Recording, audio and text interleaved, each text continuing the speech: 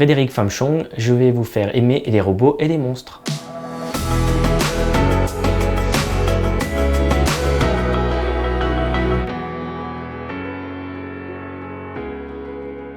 Je suis auteur à plein temps. Ce que j'aime le plus faire, ce sont les robots.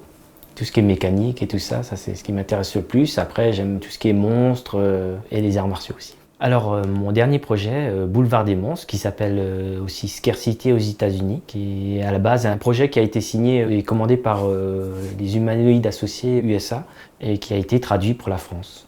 Alors l'histoire se déroule dans une ville de monstres où tout le monde vit en harmonie. Le personnage principal, c'est Gina, une pâtissière zombie. Il y a des disparitions qui commencent à se faire dans cette petite ville et elle va enquêter là-dessus malgré elle, alors que c'est pas du tout son travail, quoi. Alors je suis super fier d'être édité chez les humanoïdes associés.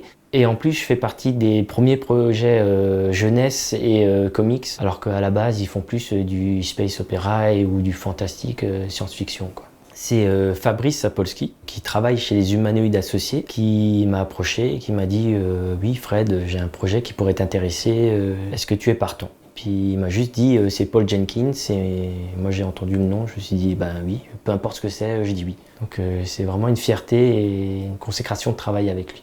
Alors pour Boulevard des monstres, ça a été une équipe internationale avec Paul Jenkins, qui est un scénariste qui vient d'Atlanta, mon éditeur qui est de Los Angeles. Exceptionnellement, j'avais 2 coloristes sur cette BD, une qui venait d'Espagne, puis un très bon ami à moi qui venait de Colmar.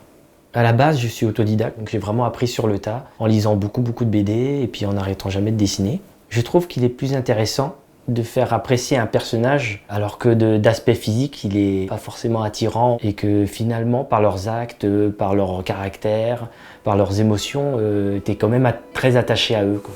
Et c'est pour ça que j'aime dessiner des monstres.